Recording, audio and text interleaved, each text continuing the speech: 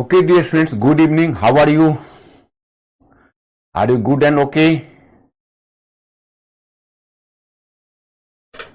My friends, first of all, from where to start?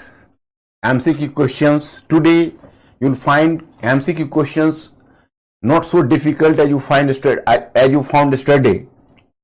कुछ थोड़ा सा कल से इजी क्वेश्चन आपको मिलेगा, लेकिन हाँ, मैं इसको शुरू करता हूं. Question first. Economically, one of the results of the British rule in India in the 19th century was, choice A, increase in the export of Indian handicrafts. Choice B, growth in the number of Indian-owned factories. C, commercialization of Indian agriculture. And D, rapid increase in the urban population. My friends, this question does not belong to the section of nationalism. Rather, this question belongs to the section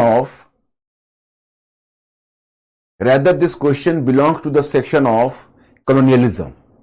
But my friends, in order to make an assessment of your previous knowledge, I have placed this question, whether you have turned to be a thinking creature or not. आप उस question को हल पीछे colonialism के thing को भूल तो नहीं पाए हो, तो इसलिए हमने इसको कवर किया है. Choice A, increase in the export of Indian handicrafts. मतलब कि ब्रिटिश शासन का 19th सेंचुरी में क्या परिणाम था?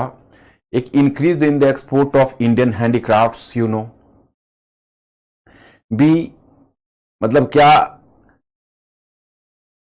हस्तशिल्प उत्पादों के निर्यात में वृद्धि हुई. B, growth in number of Indian owned factories. Indian owned factories means जो भारत में जो फैक्ट्री है उसकी संख्या में वृद्धि हुई. सी, कमर्शियलाइजेशन ऑफ इंडियन एग्रीकल्चर, कृषि का व्यावसायीकरण हुआ. और D, rapid increase the urban population, मतलब नगरीय जनसंख्या में तीव्र वृद्धि. ये चार चॉइसेस, इन चार चॉइसेस में आपको फाइंड आउट करना है. Be fast. Yes, my students have turn to be smart. Very good, excellent. C is the correct answer. Now we people are catching up. Question number 2. In context of Indian history, the principle of diarchy refers to a division of the central legislature into two houses. Even the previous question belongs to the UPSC paper. Even this question belongs to the UPSC paper. ये दोनों UPSC से ही हैं. Direct. Division of central legislature into two houses. Introduction of double government, central and the state government. C, having two sets of rulers, one in London, another in Delhi. D, division of the subject delegated to the provinces into two categories. Just try to find out. Be fast.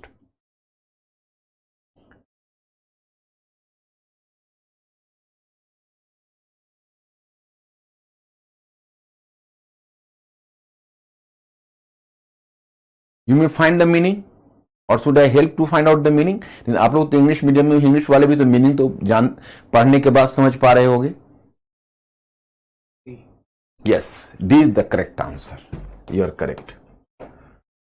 Question number 3. With reference to Indian freedom struggle consider the following events. First, mutiny. Even this was a question in UPSC 2017 और 16. Mutiny in Royal Indian Navy. 2, Quit India movement launched. And third, mutiny. Actually, I have just, whenever I found the mutiny, I just believed in the mutiny of 1857. So I mistakenly have taken the choice as the mutiny of 1857. But you people, it is the naval mutiny, मतलब नौसैनिक विद्रोह था ये. And quit India movement आप जान रहे हो, भारत छोड़ो आंदोलन. And second round table conference, ये भी आप जान रहे हो. ये मैंने भी पढ़ाया नहीं आपको. If you people can throw intellectual guess, you can solve the question, you are most welcome. So please try. What is the correct chronological sequence of the events?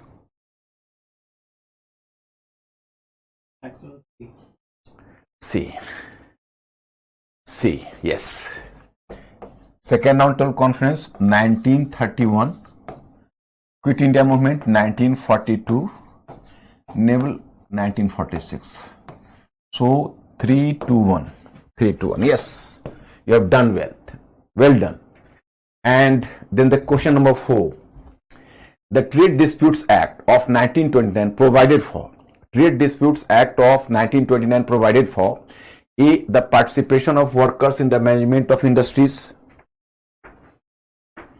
and B, arbitrary powers to the management to quell industrial disputes. Point C, an intervention by the British court in the event of trade dispute. And choice D, a system of tribunals and a ban on strikes. यानी पहला है the participation of workers in the management of industries, यानी उद्योगों को चलाने में श्रमिकों का उद्योगों के प्रबंधन में श्रमिकों की भूमिका.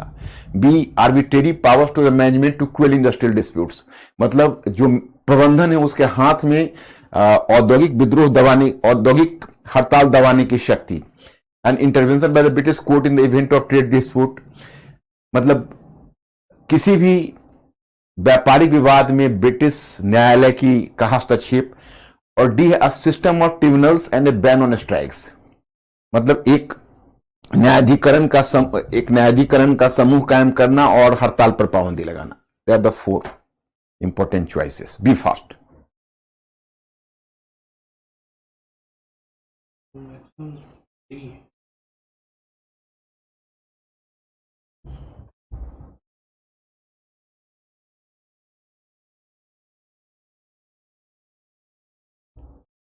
My students, it is the better choice. B is the better choice. And a system of tribunals and a ban on strikes, इससे बढ़िया arbitrary power to the management to quell industrial disputes.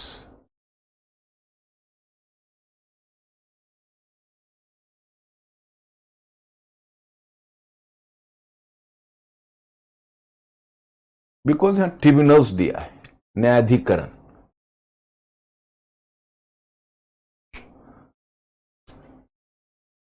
Bhagat Singh ने इसी के against में bomb फेंका था assembly में, trade dispute bill. Yojana committee was formed in which of the following sessions? Be fast.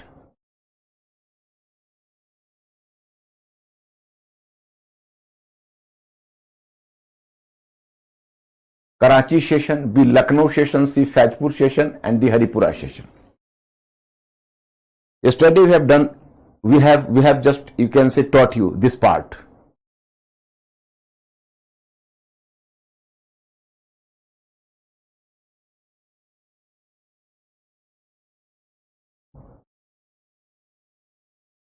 Yes, Haripura session, 1938. Subhash Chandra Bose.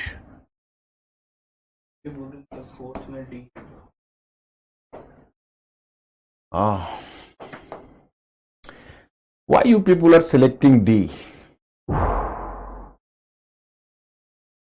A system of tribunals and a ban on strikes. Tribunals का मतलब ये specific न्यायाधिकरण अगर court बनाए तो फिर होगा. ये ट्रिब्यूनल्स के कारण हमने इसको सिलेक्ट किया है. अगर सिर्फ बैन ऑन स्ट्राइक होता है, could have selected D. This is the basic problem my students. So due to this term, use of the term tribunals, I was, because at least you can say management was given the power to just quell the, you can say, strikes, industrial disputes. Just right one, industrial dispute. Power to management of to quell the industrial disputes. No, you are right. Industrial disputes है, ये term objectionable है, ये D होना चाहिए, right? Although tribunals are the objectionable point, they should not have used the term tribunals. को कोई न्यायाधिकरण नहीं बना था. हुआ ये था उसमें जब 1929 में trade dispute bill and public safety bill 2 लाया गया था, उसमें ये हुआ था कि इसको दबाने के लिए, जो अगर इस तरह के वर्कर्स से स्ट्राइक्स होगा उसको दबाने के लिए बलपूर्वक उसको बैन कर दिया जाएगा. कोई भी स्ट्राइक को बैन कर दिया जाएगा, किसी भी स्टेप को बैन कर दिया जाएगा. And this power was given to the police basically and the administration. But here they have used the term tribunals, but still you can say here disputes hai, vivad hai. So vivad is not the proper term and tribunals is, so I think you are right. So better to select this D. Now it is a better choice. So my students, we have done well in all the 5 questions. That is, congratulations, and you have definitely perform very well in MCQ. Now I'm a bit concerned about your long questions. What is your condition, my students? Acha, Ankur, just have you sent them the study material today? My students, for your kind information, today, the Indian National Movement is starting from 1939 to 1947. There are the two parts, 1939 to 1945, that is the one stage, and 45 to 47, the second one stage. So this combined together, both the, you can say about the both the periods, study materials have been uploaded. So please, you people are requested to get them downloaded as early as possible, because now we have to start this topic one. अब अंकुर ask my students, अब इनसे पूछिए आप कि study मैंने एक question दिया था, I have just given to some homework to do, तो did my students do it और not?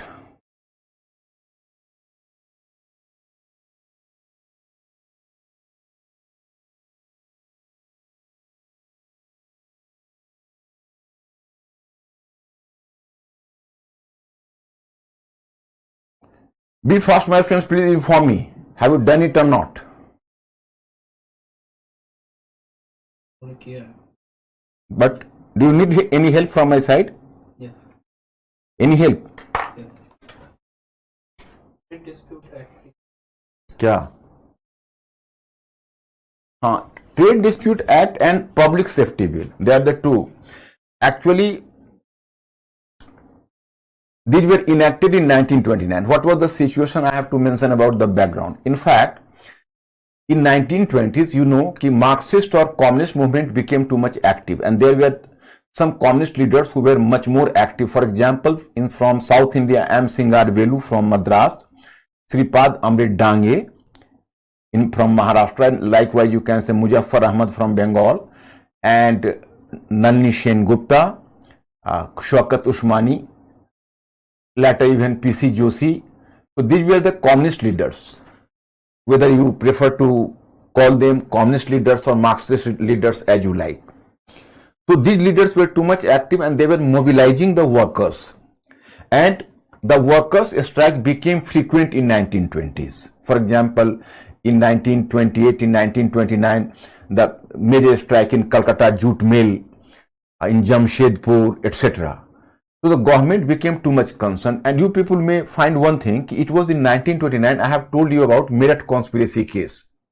So Meerut conspiracy case started in 1929, and in a single sweep, at least 32 communist leaders were put into jail, and they languished for 2.5 long years. So this was the trade, you can say this was the Meerut conspiracy case. So at that time, the government became too much conscious about the communist activities. So they immediately brought two new bills, Trade Dispute Bill and Public Safety Bill.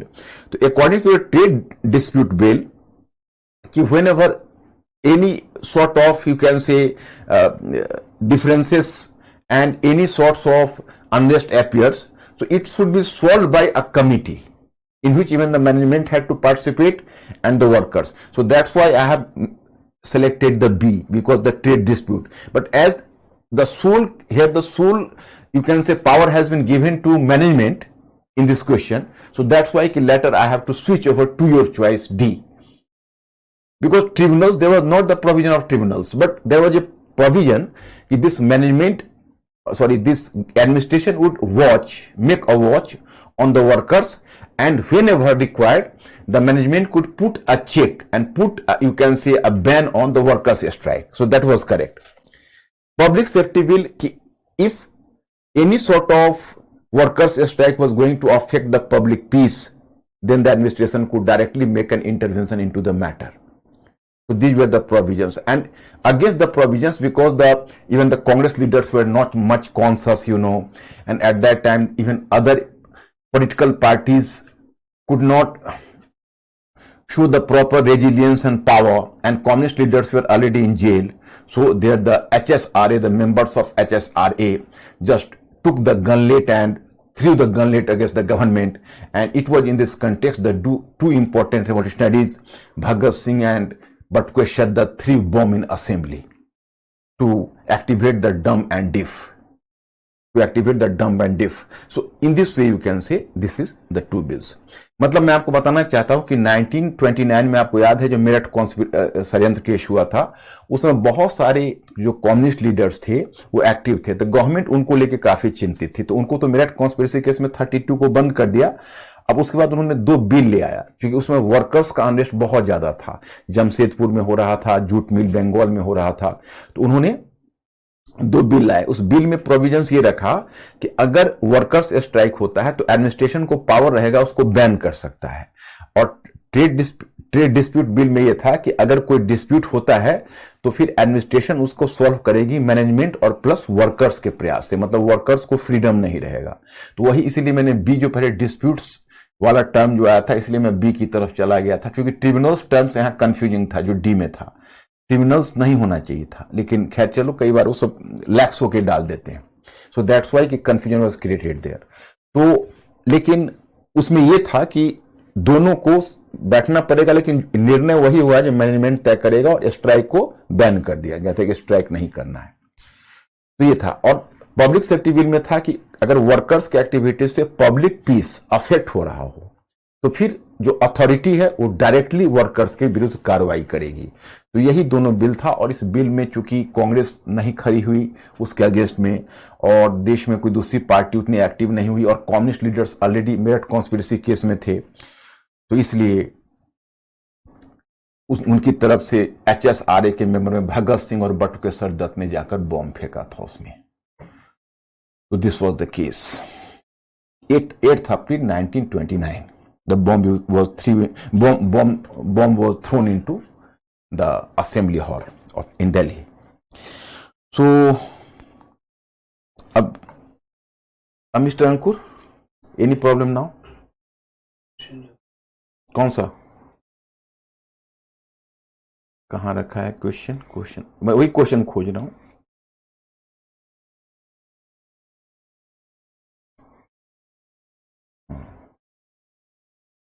Just 1 minute, my students. I'm coming to the question. Throw light on the contribution of leftist ideas on Indian national movement. Why did leftism fail to assert its ceremony on national movement of India? My students, if you could have been gone through the question slightly minutely, you can very well answer the question, because the same thing I have already dictated you yesterday. First part of the question is what? This question is hypothetical question. I am not going to ask you whether hypothetical or argumentative, because you people have been smart enough to identify the question.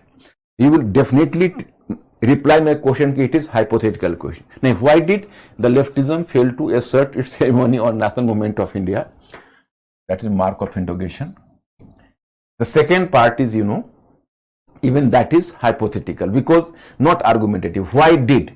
मतलब क्यों ऐसा हुआ? तो you have to give the cause. So direct causes you will mention about. And even the first part was hypothetical. So in the first part, I have already mentioned the fact that first of all, you have to give focus over the enlargement of the objective of the Indian National Congress. The enlargement of the objective of the Indian National Movement from political freedom to economic freedom. You have to mention about political freedom to economic freedom, the first of all. And then you have to mention about how did it influence the national movement, because the workers and peasants were just organized and it expanded the social basis of the national movement. And third one, it affected the policy of the Congress. From Karachi session you will mention, Lucknow session, Faizpur session and Haripura session. So even if you are going to mention about all those sessions, so and the provisions, slightly, simply will give a reference, so first part will be over. In the second part, you have to make the point and you have to point out all the basic weakness of the different leftist or socialist groups, Communist Party of India, CSP, and CSP, and overall the failure of communist movement. So that will be enough, but you people have possibly, I think, didn't take my question seriously, so I am just doing it. जैसे इसमें देखो, question का 2 part है, मैं हिंदी में ही बोल देता हूं। पहला क्वेश्चन में पूछ रहा है आपको थ्रो लाइट ऑन, तो आप बताइए कि इस काल में कैसे फ्रीडम का जो स्वतंत्रता है उसका अर्थ व्यापक हो गया, कैसे वर्कर्स पीजेंट्स को मोबिलाइज किया जाने लगा, कैसे कांग्रेस की पॉलिसी लेफ्टिज्म वामपंथ की तरफ मुड़ गई, समाजवाद की तरफ। Karachi session 1931, Lucknow session 1936, Faizpur session 1937, Haripura session 1938। तो तुम्हारे पास तो बहुत सारे मशाले हैं फर्स्ट पार्ट में। सेकेंड वन पार्ट में तुम दे दो क्यों फेल किया, तो कारण बता दो। 3 कॉजेज मैंने बताए हैं, बस वही तो बताना था। आप लोगों में बहुत सारे लोगों ने इसका आंसर किया होगा। अंकुर किसी ने आंसर नहीं किया इसको, ये क्वेश्चन तो स्ट्रेट है। क्या बोल रहे हैं मेरे बच्चे, आंसर किया कि नहीं? सबने ट्राई किया। अरे आप लोगों का पोजीशन अब काफी स्ट्रांग हो गया है। It is a matter of great satisfaction for me. देखो अब आंसर में कर सकते हो।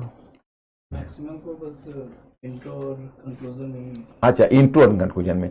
सो I am giving the structure. अब टोटल कहोगे डिक्टेट करने के लिए, that will be time taking. Okay, तो हम इनको इंट्रोडक्शन लिख देता हूं और इनके कंक्लूजन के बारे में बता देता हूं। ओके, और स्ट्रक्चर पूरा बना देता हूं। जैसे आप इसको क्वेश्चन क्या है, throw light on the contribution of leftist idea in 1920s and 1930s. Objective. The objective. The 1930s. The political and the economic front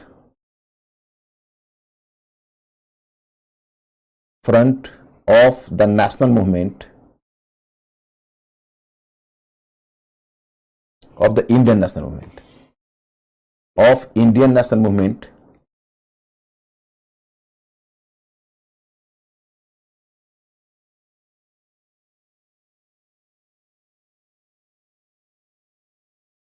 in 1920s and 1930s. The political and the economic front of Indian national movement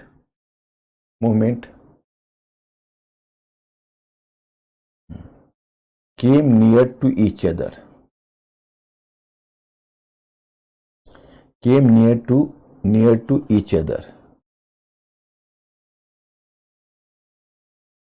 And even objective of the movement was enlarged. It became possible due to growing influence of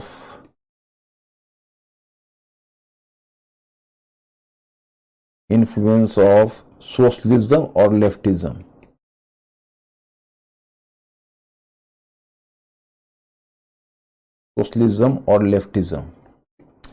अभी already started the question, मतलब तुमने ये दिखा दिया कि 1920 और 1930 के दशक में, डेकेड्स में, जो नेशनल मूवमेंट का पॉलिटिकल फ्रंट है, इकोनॉमिक फ्रंट है, दोनों एक दूसरे के निकट आया, उसका ऑब्जेक्टिव भी चेंज कर गया। और ऐसा संभव हुआ समाजवाद या वामपंथ यानी लेफ्टिज्म और सोशलिज्म के प्रभाव में। यहां तक you have just already done the work. अब now you will change the paragraph. After that here you can see I am just, then you will change the paragraph and then you will make this point clear कि left socialism and leftism transformed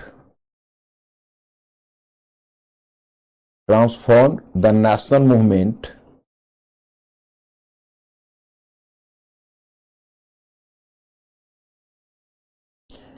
in following way.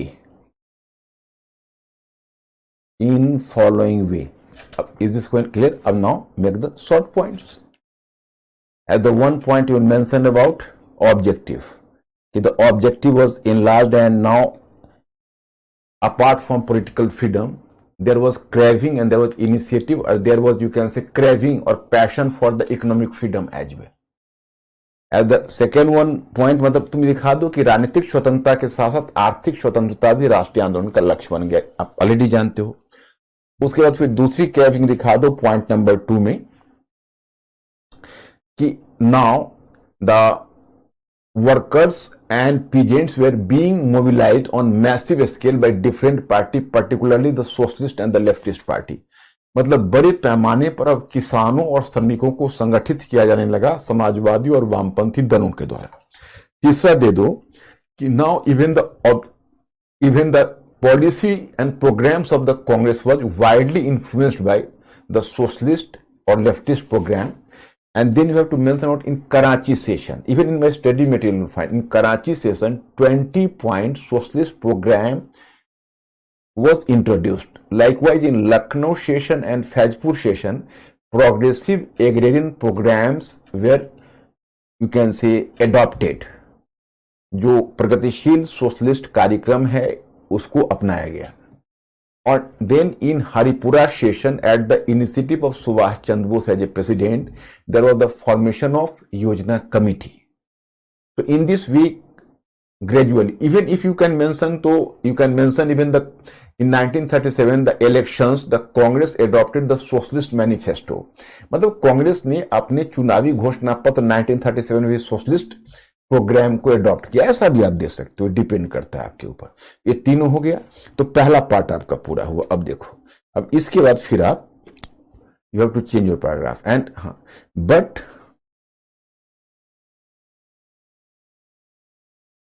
in spite of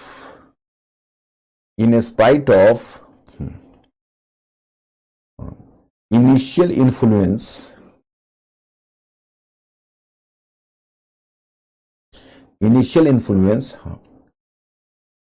leftism or socialism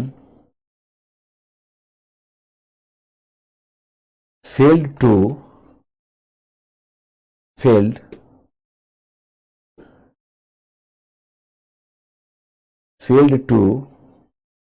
assert its hegemony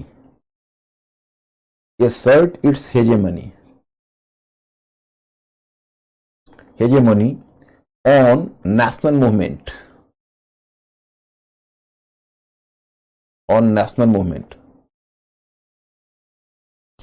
देखो, hegemony का मतलब होता है, जो hegemony है उसका मतलब होता है वर्चस्व। हिंदी में कहते हैं उसको वर्चस्व, मतलब अपना प्रभाव, एक तरह से वर्चस्व का। तो actually this is not a synonym, impact is not the synonym for hegemony, but at least you can say distinct meaning is impact और प्रभाव। मतलब फिर भी ये प्रभाव स्थापित करने में विफल रहा। But in spite of it was due to following factors। अब यहां पर फिर अब 3 पॉइंट दे दो। मैं कल आपको ऑलरेडी बता चुका हूं। अब ये 3 पॉइंट क्या होगा, तो पहला पॉइंट आप यहां डॉट दे दो और डॉट दे के दो कि the communist party of India, unlike the communist party of China, the communist party of India could not chalk out its strategy according to the specific Indian condition. And unlike the Communist Party of China, the Communist Party of India failed to chalk out its strategy according to the specific Indian condition। मतलब जो चीनी communist party के तुलना में जो भारतीय communist party है वो भारतीय परिस्थितियों के अनुकूल अपनी रणनीति तय नहीं की। पॉइंट नंबर 2 इसमें दोगे कि even the Congress leftist party was divided in its objective। It diluted its socialist objective for the sake of nationalist cause। मैंने आपको कल बताया था कि कांग्रेस सोशलिस्ट पार्टी ने स्पष्ट कर दिया कि अगर हमारे नेशनलिस्ट ऑब्जेक्टिव और सोशलिस्ट ऑब्जेक्टिव में अगर कोई डाइवर्जेंस होता है, कोई डिफरेंस होता है, तो हम अपनी प्रायोरिटी अपने नेशनलिस्ट ऑब्जेक्टिव को देंगे, ना कि सोशलिस्ट ऑब्जेक्टिव को। तो उसने भी एक तरह से अपने ऑब्जेक्टिव को डाइल्यूट कर दिया। तो ये तो हुआ। एंड थर्ड पॉइंट दोगे, even during the time of exigencies और time of crisis the different socialist and leftist party could not form the joint front. हो गया आपका क्वेश्चन का आंसर पूरा। अब कंक्लूजन में दे दो कि दैट्स व्हाई कि in spite of its initial success the communist party of India could not transform the national movement of India in totality और not transform the national movement of India according to its objective और according to its plan. कुछ भी ऐसा दे के आप conclusion दे दो। अब mister Ankur ask my students कि are they clear? Please give me some hint, my students. Are you clear?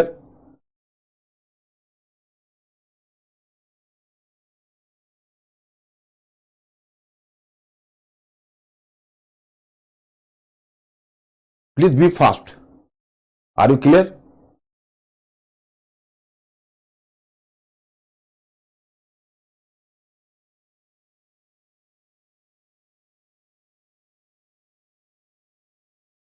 Yes, sir.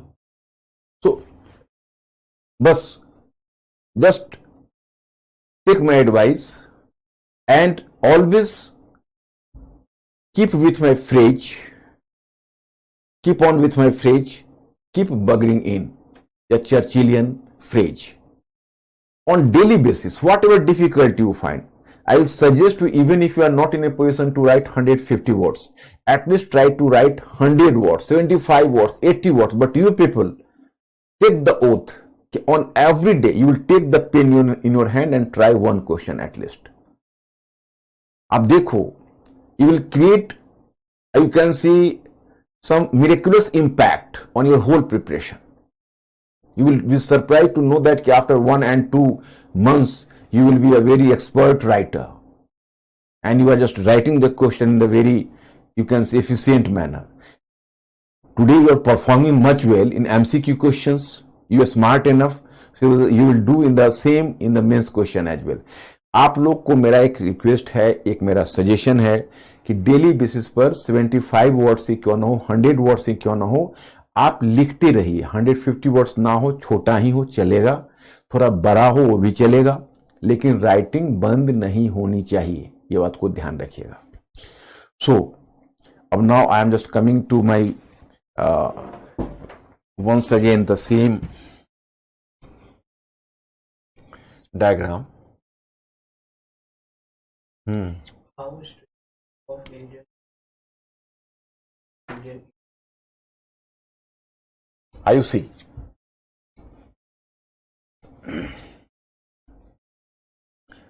She needs reply in Hindi or English. Are you see, your question is कि how did the strengthening of rupee in relation to pound sterling was going to encourage the import within India in place of and discouraging the export from India. मतलब आपका प्रश्न यह है कि अगर भारतीय रुपया ब्रिटिश पाउंड की तुलना में मजबूत बना दिया जाता है, क्योंकि मैंने एक बात तो आपको बताई है कि हिल्टन यंग कमीशन के रिकमेंडेशन से जो which came to India in 1920, which recommended in 1926 Hilton Young Commission. So at its recommendation, consciously the rupee was strengthened in relation to British pound. So it affected the Indian, it encouraged import within India and discouraged export from India. Here I am giving the example. Take for example, if 1 pound was equivalent to 10 rupees. Okay. So suppose you are an exporter and you have exported, earlier I'm changing. Suppose you can say that earlier 1 pound was equivalent to 15 rupees. So suppose you are an exporter and you have exported 1 lakh, exported the goods costing 1 lakh pound. So you will get 15 lakhs rupees in return, because you will get money after conversion from pound to rupee. You will get 15 lakh rupees. And for example, you can say that you were an, suppose you can say that you may be an importer. So earlier you imported something in your country from somewhere costing 1 lakh pound. So you were liable to pay 15 lakhs rupees in return. But now, after strengthening of rupees, suppose if now the relationship between pound and rupee changed and 1 pound was equivalent to 10 rupees. So suppose you are an exporter. So now you will export some goods costing 1 lakh pound. You will get simply 10 lakh rupees. And one importer has to liable to pay the 1 lakh pound money in through 10 lakhs rupees. मतलब 10 लाख रुपए ही. So in this way, here the importer is going to be benefited and exporter was adversely affected. मैं फिर हिंदी में बता देता हूं. देखो, जैसे आप अगर जो हिल्टन यंग आयोग है उसने रुपया को पाउंड्स के तुलना में मजबूत बना दिया. एक समझो तो ये जानबूझ के ऐसा किया. अब क्या हुआ कि जैसे आप मान लो एक्सपोर्टर हो और अभी रुपया को नहीं, पहले रुपीस का कॉस्ट ऐसे था कि 1 पाउंड 15 रुपीस के बराबर था. तो तुम अगर एक निर्यातक हो और तुमने 1 लाख पाउंड का निर्यात किया है तो पहले तुमको 15 लाख रुपीस मिलता था. ओके, अब उसको जब मजबूत बना देगा, स्ट्रेंथेन कर देगा, तो 1 पाउंड 10 रुपीस के बराबर हो जाएगा. तो अब तुम अगर 1 लाख पाउंड का अगर तुम निर्यात करते हो, एक्सपोर्ट करते हो, तुमको 10 लाख पाउंड ही मिलेगा. और एक इंपोर्टर है, पहले अगर 1 लाख पाउंड का गुड्स का वो इंपोर्ट करता था इंडिया में, तो उसको पहले 15 लाख रुपीस 15 लाख देना पड़ता था. अब उसको 10 लाख ही देना पड़ेगा. तो मेरे विचार से समझ में आ गया होगा कि इसमें इंपोर्टर को घाटा होता है, डेफिसिट होती है, और एक्सपोर्टर को उल्टा हो गया, एक्सपोर्टर को घाटा होता है, इंपोर्टर को फायदा होता है अगर रुपया स्ट्रांग हो गया तो. This is the case. Mister Ankur, are you clear now? अब now I have to move further.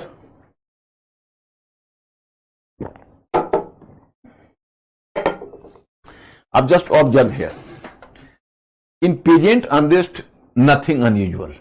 In peasant unrest, you can say, because I have just discussed about the Indian national movement in this is the diagram in 1929 to 39. So during this period, you find one important development was that earlier in 1920s, there was the formation of provincial, you can say the Peasants Provincial Assembly, and you can say the Peasants provincial organization. For example, UP Kisan Sabha, Bihar Kisan Sabha. So such organizations were being formed in 1920s.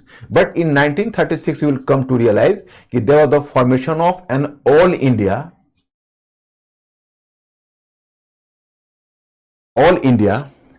peasant organization. All India Peasant Organization was formed in 1936 under a leader, Sahajanand Saraswati. You will find my study material in my PDF. Sahajanand Saraswati. And here you are informed that it was the time that some socialist leaders under the leadership of Karyanand Sharma, some socialist activists under the leadership of Karyanand Sharma moved to Barahia in Bihar. You can say Barahia Tal. And Barahia Tal, they organized the peasant movement in 1937-38 under Karyanand Sharma. So on peasant movement, simply such informations in 1930s, because whenever to find out the information, you will just continue the information directly from 1920s to 1936. मतलब हमने जानबूझ के आपको थोड़ा सा किसान आंदोलन, थोड़ा सा श्रमिक मजदूर आंदोलन के बारे में दे दिया. प्रीलिम्स में ये काफी नहीं है, मेंस में ये काफी है, क्योंकि आपको 1-2 एग्जाम्पल से ज्यादा नहीं लिखना पड़ेगा. तो that is essential for you. यहां पर आप देखते हो कि 1936 में, पहले तो मैंने 1920 के दशक में मैंने कहा था कि प्रांतीय किसान सभा का गठन हुआ. अब ऑल इंडिया किसान सभा का, अखिल भारतीय किसान सभा का गठन हुआ है.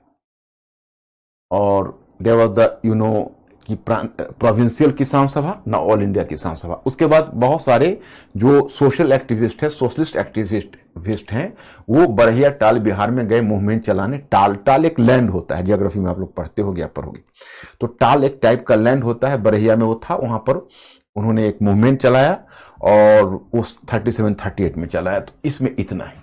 वुमेन्स कॉन्शियसनेस, वही आप doctor Sarojini Naidu, you have to mention about Sarojini Naidu and Mrs. Annie Besant, both are active and both were fighting for women's suffrage, So they were fighting for women's suffrage, and due to their consistent efforts, finally, because in 1920s you are already informed about the fact that in provincial elections, in the elections of the provincial assemblies, the women got the right to franchise. Women got the right to franchise in 1921 itself, sanctioned by Montagu Chelmsford Reforms Bill 1921, and in Bengal and in Madras and Bombay etc. up to 1930. Women got the right to franchise provinces between 1921 to 1930. But for the first time in 1935, on the basis of Indian Council Bill of 1935, you can say, Indian Council Bill of 1935, women got the right to franchise in central legislature you can say. मतलब मैंने आपको बताया था पहले ही कि देखो, अब women's का नाम हो तो एक तो मैंने मिस कजिन के बारे में बताया, एक श्रीमती एनी बेसेंट के बारे में बताया, एक डॉक्टर सरोजिनी नायडू के बारे में बताया। ये सब एक्टिव हैं शुरू से ही, और पहले 1920s में इनके प्रयास से बहुत सारी चीजें हुई। All India Shrimati Annie Besant और मिस कजिन के प्रयास से ऑल इंडिया विमेंस कॉन्फ्रेंस की स्थापना हुई थी, मैंने आपको बताया था। उसके अलावा इन लोगों ने विमेंस इंटरनेशनल इंडियन विमेन एक कॉन्फ्रेंस करके भी बनाया है, कई ऑर्गेनाइजेशन बनाया। और मैंने बताया था कि डॉक्टर सरोजिनी नायडू यहाँ से मॉन्टेगू चेम्सफोर्ड के बिल पर वार्ता करने यहाँ से लंदन तक चली गई और विमेंस के फ्रेंचाइज, उनके मताधिकार की बात की, तो 1921 से 30 तक प्रोविंसेस में मताधिकार मिल गया, यानी वोटिंग राइट मिल गया। लेकिन जो सेंट्रल लेजिस्लेचर में मिला है उसको हमने जानबूझ के इधर रख दिया है 1930s में। हालांकि क्वेश्चन आपको पूछेंगे तो 1920s एंड 30s मिला के पूछेंगे, तो you can very well do that. तो 1935 में उनको सेंट्रल जो विधानमंडल है, केंद्रीय विधानमंडल, उसमें भी वोटिंग करने का राइट मिल गया। यही है, इसके ज्यादा कुछ नहीं। अब हम लोग बढ़ते हैं Indian council bill 1935, formation of Congress government in provinces and Congress rule in 28 months. So my students, already in my study material I have just mentioned about all these things.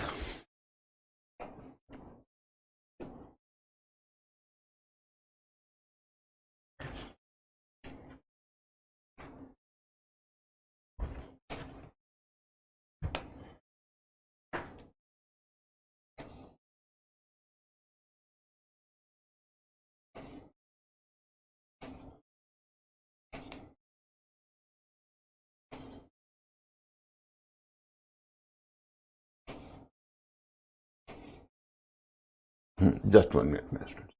Just 1 minute. Just 1 minute. This one.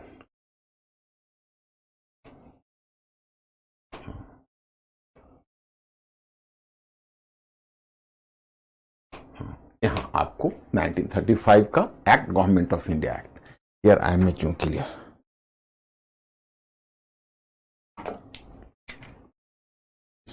You'll find out the two different names. One name is Indian Council Bill of 1935. Another name is Indian Government Act of 1935. Both are the same.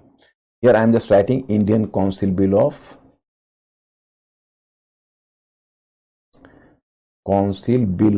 1935. Okay.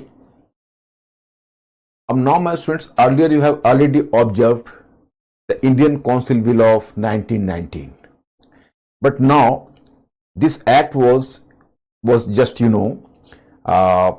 this act came into existence and the act was adopted. Indian Council Bill, this bill was formulated how many years after that, you can say?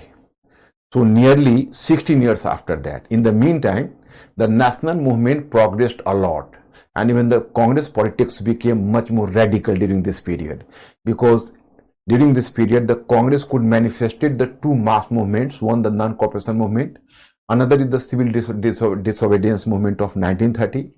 During this period the Congress already formulated a constitution in 1928 Nehru report, which might have influenced the procedure of 1930 bill of Indian Council Bill of 1935, and then Simon Commission boycott movement, Nehru report, you can say. So non-cooperation movement, Nehru report, Simon Commission boycott, Nehru report, and finally civil disobedience movement. So it was going to definitely, you can say, the expectation of national movement became so high, and particularly the expectation of the Congress, Indian National Congress. became so high, so the government had to give a number of concessions. So definitely you can say the Indian Council Bill of 1935 was a major advance over the Council Bill of 1919, but still it was below, much below the nationalist expectation. मतलब हम आपको बताना चाहते हैं कि जब 1919 उन्होंने bill दिया था, उसे 16 वर्ष बीत चुके थे, तब तक बहुत सारी घटनाएं हो चुकी थी। दो नेशनल मूवमेंट का एडवांसमेंट काफी हो चुका था। कांग्रेस ने दो मास मूवमेंट, 2 जन आंदोलन का लीड किया था। गांधी जी ने नॉन कोऑपरेशन और सहयोग आंदोलन और सविनय अवज्ञा आंदोलन 1930 का। 1928 में आप देखते हो कि साइमन कमीशन बाइकआउट हो चुका था। 1928 में पहली बार इंडियन पार्टीज मिलकर अपना इंडिजिनस कॉन्स्टिट्यूशन बना चुकी थी। तो इन सब का प्रभाव तो 1935 के एक्ट पर पड़ना था। लेकिन my students, here you have to be conscious about the fact that कि देखो अब है क्या कि अगर आप 1919 के बिल से तुलना करोगे तो 1935 का काउंसिल बिल आपको काफी एडवांस दिखेगा। लेकिन अगर आप उस समय जो राष्ट्रवादी आकांक्षा थी, नेशनलिस्ट एक्सपेक्टेशन था, उसकी कसौटी पर इसको देखोगे तो बहुत कम ठहरता है। तो चलिए देखते हैं कि ये क्या करते हैं। तो पहले आता है वायसराय। ओके, वायसराय की एक काउंसिल है ऑलरेडी, और आप देखते हो यहां पर सेंट्रल लेजिस्लेचर है।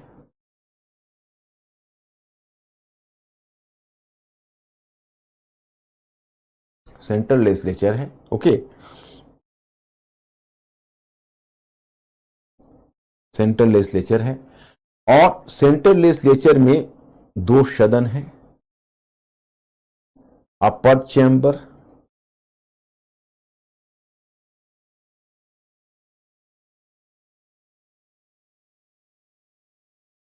Lower chamber, upper chamber and lower chamber. But my students, at central level there was no provision for any sort of responsible government. No provision for responsible government. Mr. Ankur asked my students, please, because you know कि Ankur is just the, you can say, Sanjay of this trust, you know. So you people have to respond quickly so that my class is not going to be delayed, because here I just try to make this class communicative with you people, and it is possible after your fast response. So my question is, are you people very clearly, are you people having the knowledge about the term a responsible government? क्या आप लोग उत्तरदायी सरकार या responsible government की meaning जानते हैं? आप लोग क्विक रिस्पॉन्स दीजिएगा, क्योंकि मैं इस क्लास को चाहता हूं कम्युनिकेटिव बनाना, कि हमारे आपके बीच संवाद स्थापित रहे। And Ankur is a bridge, और Sanjay, whatever you like to call him, so please inform me. Responsible government,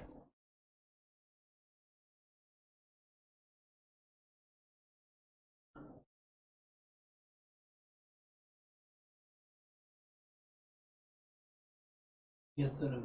yes, okay, मतलब that government which is accountable to the assembly. But my students, in center neither viceroy nor his council was accountable to the assembly or responsible to the central legislature. Up, if it could have been responsible, it means if it was going to lose the confidence of central legislature, then the government would, or the council or the viceroy was liable to or compelled to resign from the post, then this is responsible government. Responsible government का मतलब होता है एक ऐसी सरकार हो जो निर्वाचित विधानमंडल के प्रति उत्तरदायी हो, और जिस दिन वो निर्वाचित विधानमंडल का विश्वास खो देता है, उस पर अगर नो कॉन्फिडेंस मोशन पारित हो जाएगा तो सरकार गिर जाएगी। तो ऐसी सरकार को हम रेस्पॉन्सिबल कहते हैं। यहां तो ऐसा कोई, ये जो मान के चलते हैं कि काउंसिल है, इसी को हम मिनिस्ट्री मान लेते हैं। तो काउंसिल वायसराय के प्रति रेस्पॉन्सिबल है, वह इन दोनों में से किसी चैम्बर के प्रति रेस्पॉन्सिबल नहीं है। And here I have to inform you कि simply you can say, and whatever laws were accepted by the parliament, the central legislature, so that needs due permission from viceroy, and viceroy was enjoying too many discretionary powers.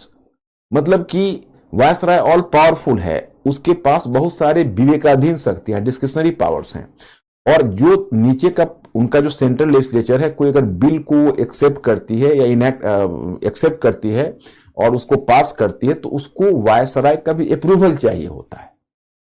तो इस तरह से बहुत सारी चीजें। तो central legislature में तो देखो भाई, कोई दाल नहीं गलना है, वो तो वहां पर इंडियंस का ज्यादा से ज्यादा यही कि वायसराय के काउंसिल में कुछ इंडियंस को रखा गया था। Maximum concessions were given to Indians and discretionary powers जो वायसराय का है वो है। सेंट्रल लेजिस्लेचर में इलेक्टेड मेंबर्स ज्यादा हैं, परंतु इतने सारे रिजर्वेशंस हैं कि कांग्रेस की मेजोरिटी फिर भी नहीं बननी है। और दूसरी चीज मैं बताना चाहता हूं, इसने जो प्रोविजन लाया था वो था फेडरेशन का। At the level of central legislature, there was a provision for federation, and this federation had to be formed British India,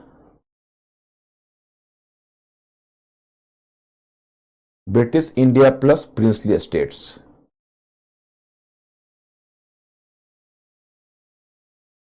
Princely states. There was a provision for a federal government at the center, and this federation had to be formed comprising the regions of British India and the princely states. अब British India और princely states दोनों को मिलाकर federation बनना था। Provision यह था कि अपर और लोअर दोनों चैम्बर में nearly 60 to 70% members will come from British India and 30 to 40% members had to come from the princely states. मतलब तय यही हुआ था कि एक फेडरेशन बनेगा, एक संघ बनेगा, और ब्रिटिश इंडिया से लगभग 60 से 70% मेंबर्स ब्रिटिश इंडिया से आएंगे और लगभग 30% to 40% मेंबर्स ये प्रिंसली स्टेट से आएंगे। एक और भी इसमें दिलचस्प चीज है कि from the British India the members would be elected either from different interest group और from the different regions, but after all elected. But in princely states the members would be nominated. अब देखो कितना undemocratic procedure follow किया गया। अब 30 से 40% members ये nominate होकर आएंगे, उसको मनोनीत करेगा कौन? तो प्रिंसेस, जो राजा है, किंग है प्रिंसली स्टेट्स के। तो बताइए वो क्या डेमोक्रेसी, वो तो कंप्लीट अनडेमोक्रेटिक है।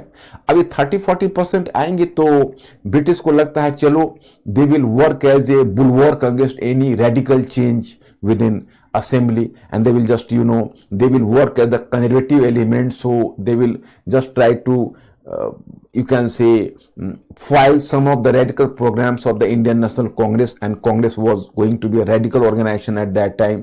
It is talking in terms of the socialist program etc.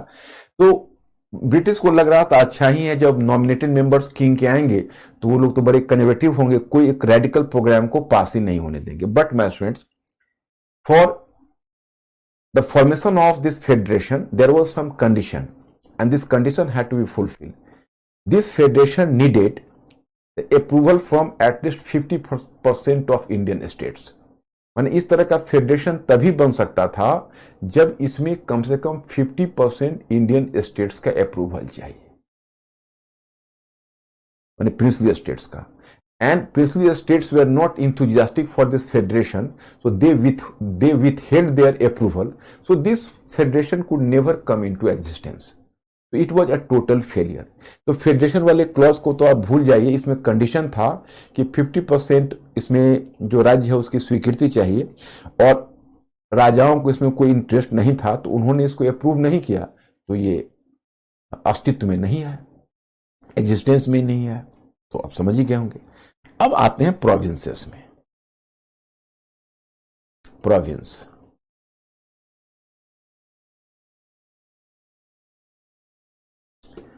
तो प्रोविंस में आपको you will find the major advancement. Major advance what is that? That is governor, and in governor you can say elected ministers, elected ministers, and elected ministers के, and that is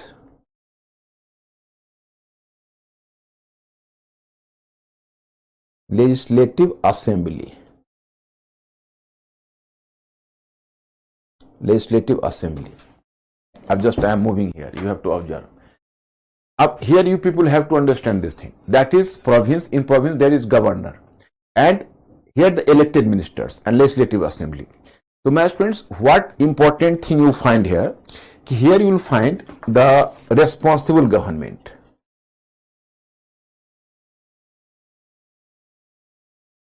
Responsible government.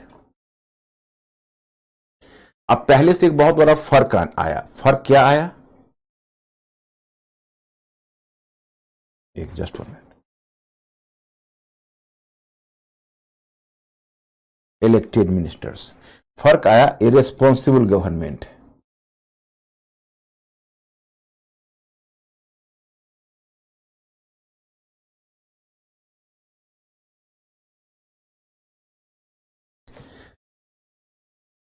अब देखिए ये responsible government कैसे है. How was you can say in what way it was responsible government. You just come to realize कि actually what happens. It happens that here central legislature you can say that is you can call the provincial legislature, the province. Ab earlier you can say you have already manifested diarchy. Diarchy means ki now in state list you can say earlier the state list you find ki this state list was because you people have been smart enough to understand the diarchy. In state list you can say the subjects were just divided in two parts earlier. The name of the subjects you find that is reserved subjects and transferred subjects, and the governors could at that time the governors gave the right on reserved subjects only to the nominated ministers, and the elected ministers were simply enjoying the right on the transferred subjects which consisted of the four major subjects, you know, agriculture, education, health and local self-government. So very limited power was being enjoyed by, you can say, elected government simply on transferred subjects. But now my friends, in 1935 there was provincial autonomy, because for the first time it was decided कि no, province will be under the control of elected government. So you know कि now all the subjects, no division between transferred and reserved subjects. On all the subjects, simply the elected ministers were having the control. There was no nominated ministers, and governors had to work according to the advice of the elected ministers. मतलब अब समझ गए दोनों का फर्क. जैसे पहले क्या था, आपने डायरकी में द्वैध शासन में देखा था, दो तरह के विषय कर दिए गए थे, एक हस्तांतरित विषय, दूसरा आरक्षित विषय. और डायरकी के तहत जो इलेक्टेड मिनिस्टर्स है उनको केवल हस्तांतरित विषय पर ही राइट दिया गया था, ट्रांसफर्ड पर ही, जो चार ही थे, जिसमें आपने देखा कृषि थी, शिक्षा थी, स्वास्थ्य और स्थानीय स्वायत्त शासन, लोकल सेल्फ गवर्नमेंट. लेकिन अब क्या है कि इसमें चेंज कर दिया है. इसमें कहा गया अब जितने भी पावर्स हैं, that the powers would be enjoyed simply by elected ministers, मतलब नो नॉमिनेटेड मिनिस्टर्स, मतलब सारा पावर अब आ गया इलेक्टेड मिनिस्टर्स के पास. But there was some reservation you have to be conscious about. Governors had to enjoy a lot of discretionary powers. For example, in interest of the British economic interest, the British trade interest, for the protection of Europeans as well as the British, on different issues the governors were enjoying the discretionary powers, which was beyond the domain of the elected government. First thing. And the worst of all, there was a provision of, in the Indian Council Bill, there was a Indian Council Bill of 1935, there was the provision of Article 93. In Article 93, there was a very contentious issue and there was very disturbing provision कि governor could any time dismiss the state government and elected government and could take power into his hand directly. It is just like, you can say, precursor of the existing Article 356 in our constitution, what you know as the president rule. मतलब कि इसमें governor को right दिया गया था कि governor किसी समय जो निर्वाचित मिनिस्ट्री है उसको गवर्नर डिसमिस करके और पूरा पावर गवर्नर अपने हाथों में ले सकता है. और ये जो आप आज जो आर्टिकल 356 देखते हो हमारे संविधान में है, जिसमें आप आपातकाल का प्रेसिडेंट रूल का प्रोविजन है, उसका ये प्रिकर्सर, मतलब इसका पूर्वगामी था ये act. So basically, Congress was having the objection to the Article 93. Apart from that, you people have to observe कि some more provisions was there. उसके अलावा और भी कुछ provisions इसमें था. एक extension in franchise. Extension in franchise means in Indian Council Bill only 65 lakh people were enjoying the right to franchise. मतलब सिर्फ 65 लाख लोगों को पहले मताधिकार था 1919 में, अब उसको बढ़ा के 3 करोड़ कर दिया गया. 3 करोड़ वोटर्स. अब टोटल वोटर्स का नंबर इंडिया में 3 करोड़ हो गया, but still it could not fulfill the demand of universal adult franchise, which was the earlier demand of Nehru report. You find one man one vote, universal adult franchise, it was denied. Still simply 10 to 11% people were having the voting right or the right to franchise. So 3 crore people were enjoying the voting right, 10% to 11% people. Furthermore, earlier the Burma was the part of Indian Union, but Burma was separated from India in this act. Then in this act there was a provision for Reserve Bank of India, which existed later. There was a provision of a federal court, Sanghya Nyayalaya. So Reserve Bank of India came into existence in 1935 and federal court in 1937 according to the recommendation. Finally, you can say one interesting thing, earlier the head of finance was Secretary of State. So finance was, you can say, vested in the office of Secretary of State, which was in London. But in this act, it was transferred to India and now it was vested into the Council of Viceroy. So the British were just making the boastful claim that now we have transferred the, you can say, the supreme financial issue from London to India. So that is commendable. But here we are having a point of objection ki what difference it makes for us. Earlier it was being enjoyed by the Secretary of State, now the Viceroy of India. Indians are not having any control over the finance. So after all, you are the head of the finance, whether it is existing in London or in India. So why are you making a boastful claim for giving us a major concession? तो मतलब यही है कि इसमें मैं प्रावधान बता दूं. एक तो प्रावधान यह था कि जैसे बर्मा पहले भारतीय यूनियन का ही पार्ट हुआ करता था, तो बर्मा को सेपरेट किया गया था इसी एक्ट में. और इसके अलावा एक रिजर्व बैंक ऑफ इंडिया का प्रावधान था जिसमें 1935 में बना भी, और एक संघीय न्यायालय का प्रावधान था फेडरल कोड जो 1937 में बन गया. और इसके अलावा ब्रिटिश एक बड़ा ही गर्व के साथ कहते हैं कि हमने भारत का जो वित्त का प्रधान है वो हम वित्तीय मुख्यालय हम लंदन से इंडिया ले आए. मतलब पहले वो सेक्रेटरी ऑफ स्टेट के पास था, अब वो आ गया वायसरॉय ऑफ इंडिया के पास. तो इंडियंस ने क्लेम किया कि भाई इसमें आपने कौन सी बड़ी बाजी मार ली, कौन सा तीर मार लिया. अरे पहले भी ब्रिटिश के पास था, आज भी ब्रिटिश के पास है, इसमें हमें क्या फायदा मिला ये बताइए. तो खैर एनीवे माय पॉइंट इज ये प्रावधान था और यही था इंडियन काउंसिल बिल ऑफ 1935. अब what happens later, so we people have to move now. अब देखिए, अब you have to find out reaction of the Congress.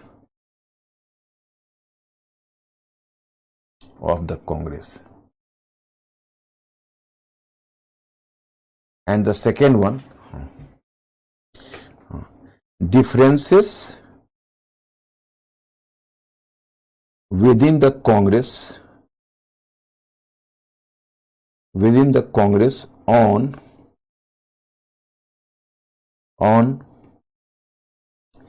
future course of action.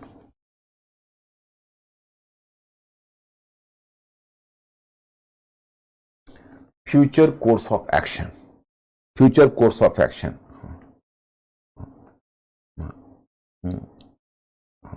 Rightist and leftist faction. अब देखिए, अब Congress convened a meeting at Lucknow in 1936 in order to view over. The Congress convened a meeting at Lucknow in 1936 in order to view over this Indian Council Bill of 1935. Then Jawaharlal Nehru reacted. He told, or he just, you can say, coined a phrase that this act is having all brakes with no engine. Means that the British has here placed so many checks over the act but the British didn't give power to Indians. So it was having all brakes with no engine. But still the Congress decided to, still the Congress accepted the act, and Congress decided to fight the elections. But at that time, my students, the Congress was divided into two different factions, the rightist faction and the leftist faction. The rightist faction was being led by Chakravarti Rajagopalachari, Vallabhbhai Patel, Dr. Rajendra Prasad, Chakravarti Rajagopalachari.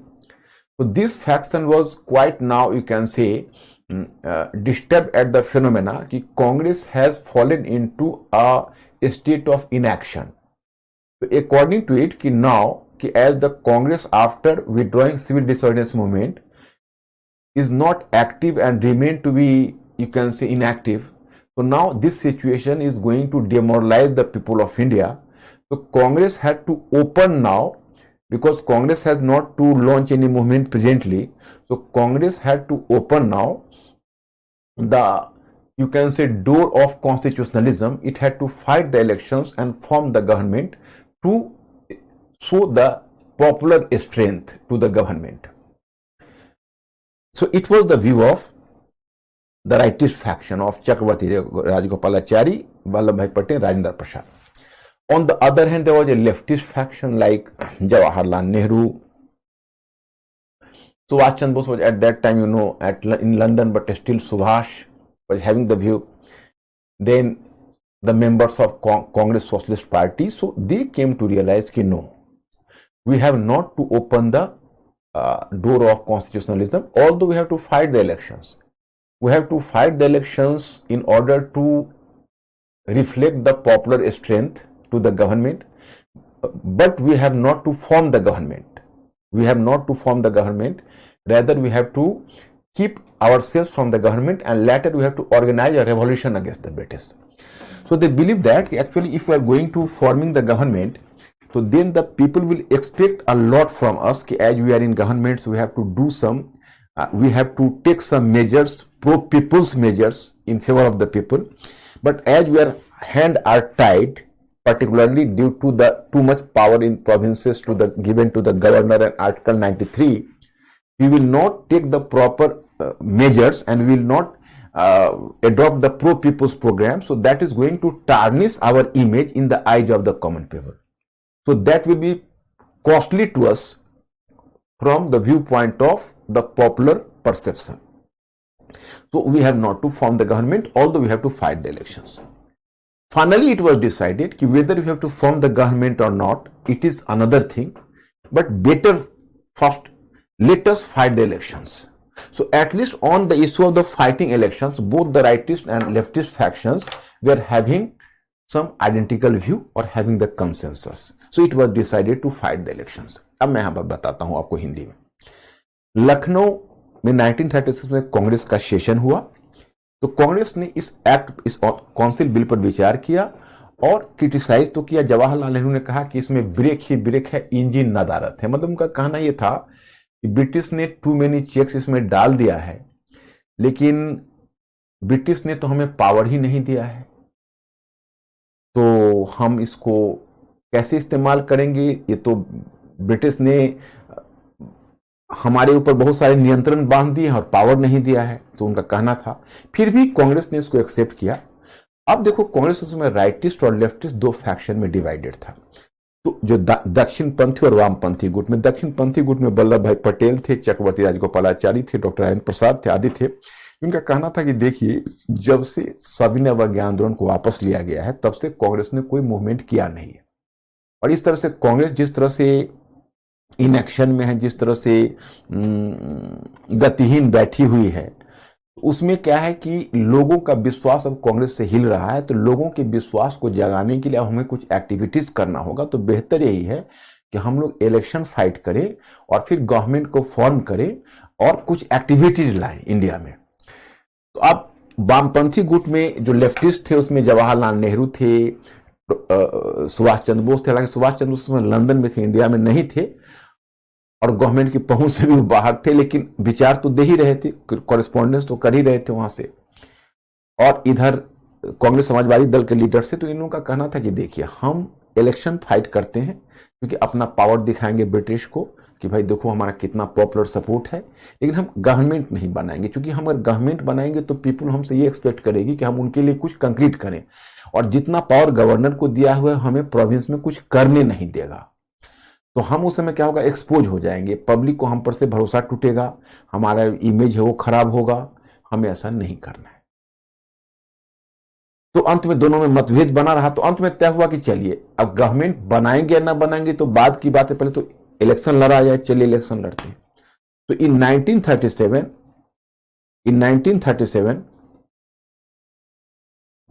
The Congress fought elections.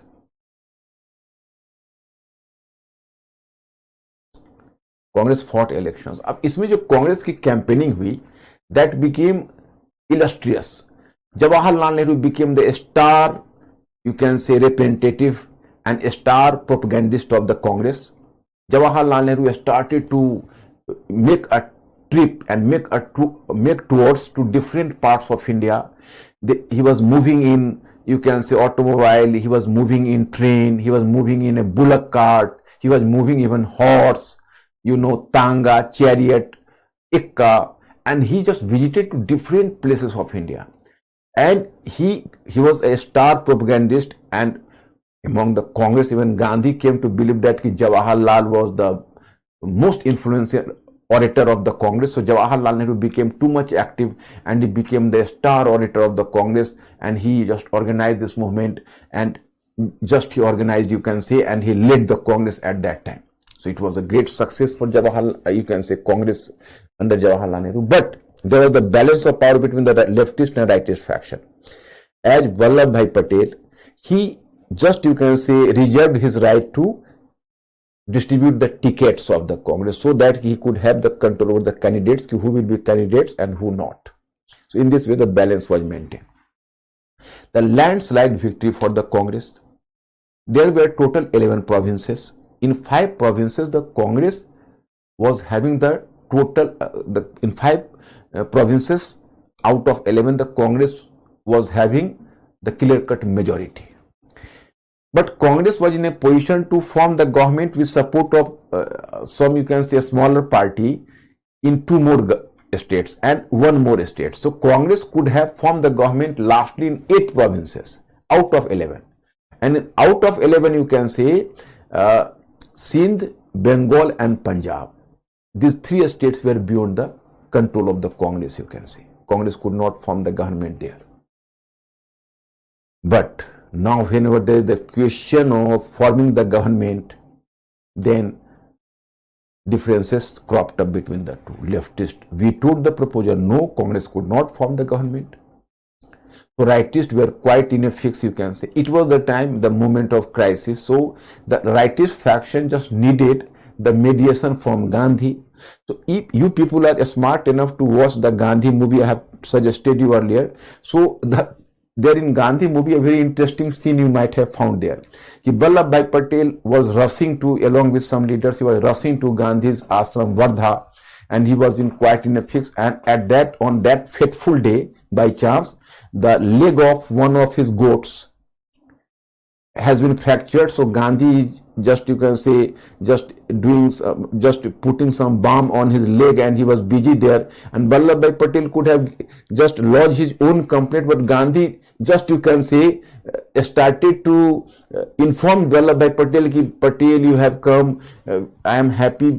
After all, you can say, my goat's leg has been fractured, so I am doing something. So Vallabhbhai Patel could have discussed about the national crisis, and Gandhi has started to make a complaint about the leg of his goat. So this was the case, you can say.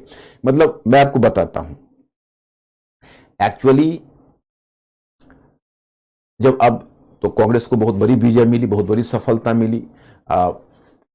चुनाव में नेहरू उसके star प्रचारक हुए, गाड़ियों में, बैलगाड़ी में, इक्का गाड़ी में, तांगे में, मोटर गाड़ी में, नाव पर बैठकर उन्होंने बहुत क्षेत्रों की यात्रा की और वहां पर उन्होंने कांग्रेस का प्रचार किया और बहुत बड़े प्रचारक बने। लेकिन वल्लभ पटेल ने अपना राइट रिजर्व रखा, उन्होंने टिकट बांटने का काम अपने हाथ में रखा ताकि अपने मतलब एकदम बैलेंस बना रहे। ऐसा ना हो कि सब नेहरू समर्थक ही सब कांग्रेस के कैंडिडेट्स बन जाए। और उसके बाद फिर कांग्रेस को बहुत लैंडस्लाइड, बहुत बड़ी विक्ट्री मिली, बहुत बड़ी सफलता मिली। तो 5 प्रोविंसेस में तो कांग्रेस का क्लियर कट मेजोरिटी था। लेकिन कांग्रेस 2 प्रोविंस में और भी थोड़ा पार्टी से, जैसे बॉम्बे में थोड़ा सा अंबेडकर की पार्टी का 2 मेंबर्स ले लेती, उसकी सरकार बन जाती, उसी तरह से एक प्रोविंस था। और अंत में असम में भी उसकी गुंजाइश बैठ गई थी। तो 8 प्रोविंस में कांग्रेस बना सकती थी, 5 में उसका क्लियर कट ये था। केवल वही सिंध, पंजाब और बंगाल, इस 3 में कांग्रेस को सरकार नहीं बनती। अब बस वही हुआ, दक्षिणपंथी वामपंथी गुट में, और वामपंथी गुट ने कहा नहीं, हम तो नहीं बनाएंगे। अब आ गई क्राइसिस। तो दक्षिणपंथी दौरे गुट गांधी जी के आश्रम में।